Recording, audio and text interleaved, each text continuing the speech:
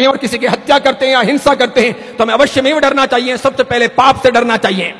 भगवान कहते हैं पाप से डरना चाहिए, इंसान को अपराध नहीं करने चाहिए, झूठ नहीं बोलना चाहिए, अन्याय अत्याचार नहीं करने चाहिए।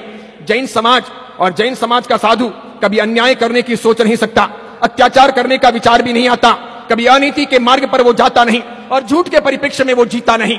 निश्चित तौर पर मैं ये सोचना चाहता हूं और कहना चाहता हूं कि झूठ क्या है और सच क्या है, सबसे पहले इसका अन्वेषण किया जाना चाहिए। रात क्या है और दिन क्या है, यह सबसे पहले सोचा जाना चाहिए। सही क्या है और गलत क्या है, इसकी भेद रेखा स्पष्ट की जानी चाहिए। अंधेरा क्या है और उजाला क्या है, जब ये हमारे सामने स्पष्ट हो तो अंधेरे को उजाला कैसे कह सकते हैं और उजाले को अंधेरा कैसे कह सकते हैं? सच को झूठ कैसे कह सकते हैं और झूठ को सच कैसे कह सकते हैं? मान्यता सबकी जुदा जुदा है। कोई कुएं में पड़े तो मैं रोकने वाला कौन होता हूं? कह सकता हूं, बचा नहीं सकता। कोई अपना सर फोड़े तो मैं रोकने वाला कौन होता हूं? कह सकता हूं साधु होने के नाते, बचाना मेरे हाथों की बात नहीं है। कोई जहर खाए या उल्टे मार्ग पर चला जाए मैं बोल सकता हूं, रोक सकता हूं, लेकिन उसे बचा नहीं सकता। और इसके लिए मैं कहना चाहता हूं कि साईं बाबा के बारे में मैंने कुछ कहा, रामदेव पीर के बारे में मैंने कुछ कहा, ख्वाजा मोइनुद्दीन चिश्ती के बारे में मैंने कुछ कहा, मीरा दातार के बारे में मैंने कुछ कहा, या फिर समझिए अन्य किसी के बारे में कुछ कहता हूं तो सच क्या है यह नहीं सुना जाना चाहिए? सच क्या है यह देखा नहीं जाना चाहिए? सच क्या है यह तलाशा नहीं जाना चाहिए? साईं बाबा मस्जिद में रहते थे, यह सच है। तो फिर वो हिंदू कैसे हुए? साईं बाबा नमाज पढ़ते थे, यह सच है। तो फिर वो हिंदू कैसे हुए? साईं बाबा बकरों की हलाली करते थे, उन्हें काटते थे, यह सच है। तो वो हिंदू कैसे हुए? उन्होंने जिंदगी में किसी मंदिर की, हिंदू मंदिर की पूजा अर्चना नहीं की, उन्होंने किसी प्रकार की हिंदू या जैन विधि से कोई साधना नहीं की, निश्चित तौर पर नहीं की। फिर उन्हें हम कैसे मान सकते हैं कि वो हिंदू हैं? किसी की आंखों में आप कब तक धूल डाल सकते हो? कितने अधिक लोगों को चमत्कारों के आधार पर कब तक आप मूर्ख बना सकते हो?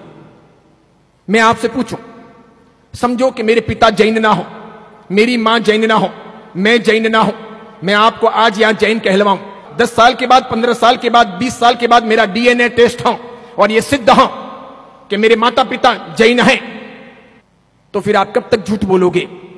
कब तक गलत बातों को चलाओगे? या यह सिद्ध हो कि मेरे माता पिता जैन नहीं हैं, तो मैं कब तक झूठ बोल सकूंगा और कब तक छिपा सकूंगा? जो सही है वो सही है, जो गलत है वो गलत है।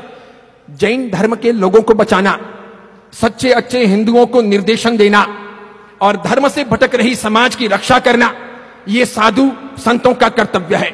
रोटियां समाज की खाते हैं, समाज के लिए नहीं बोलेंगे तो साधु संतों का उपेक्षा भाव भारतीय संस्कृति को नष्ट करेगा, धर्म की हानि करवाएगा, समाज को गर्त में ले जाएगा।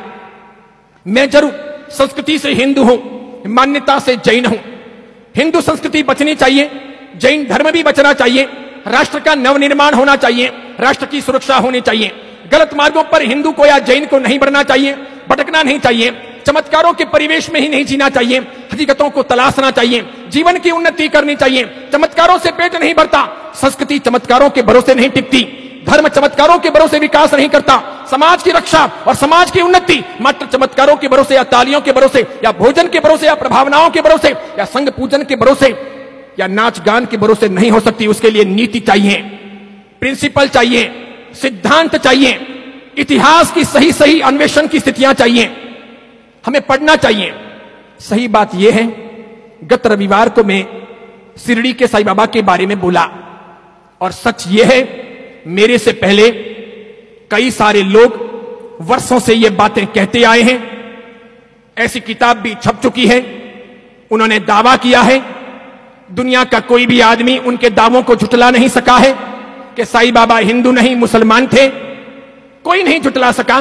स्वयं साईं बाबा के शिरडी के ट्रस्ट के जो जोशी जी थे, उन्होंने भी ट्रस्टी होते हुए भी यह दावा किया था कि साईं ट्रस्ट ने हिंदू समाज के साथ में बहुत बड़ी गद्दारी की है, हिंदू समाज को भटकाने का काम किया है।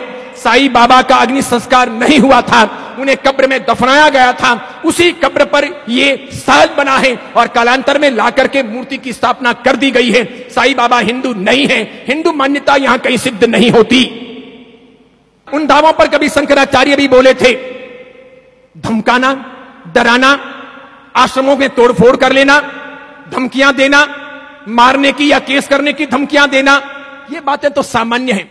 भारत का कानून सभी को अपने अपने ढंग से जीने का, साथ में अल्पसंख्यकों को अपने इरादों से जीने का और साथ में सत्य को प्रकाशित करने का अधिकार देता है।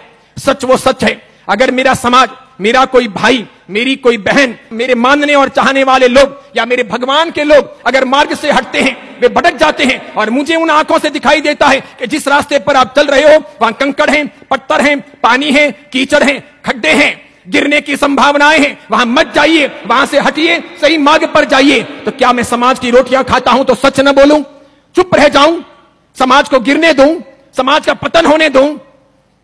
जैन समाज में दोगले लोगों की संख्या भी कम नहीं है। वे धर्महीन, धर्मभ्रष्ट लोग हैं। वे ऐसे नालायक लोग हैं जो खाते हैं जैन धर्म का और बातें करते हैं दूसरों की।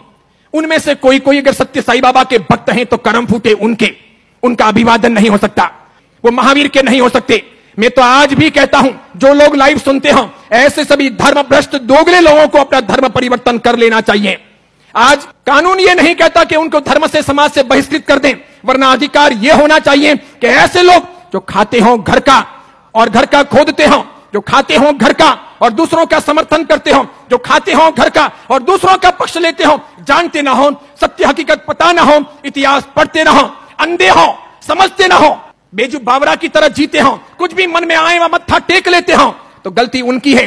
ऐसे लोगों के भरोसे धर्म का, समाज का, नीतियों का, संशासन का या फिर परंपरा का निर्माण या संरक्षण नहीं हो सकता। हमारा यह वीडियो अगर आपको पसंद आया हो तो उसे लाइक कीजिए, शेयर कीजिए और आचार्य विमल सागर सूरी जी के नाम से चल रहे हमारे चैनल को सब्सक्राइब कर उसके पास रहे बेल के बटन को क्लिक कीजिए ताकि हमारे नित नए वीडियो को देखने का आपको अवसर मिल सके।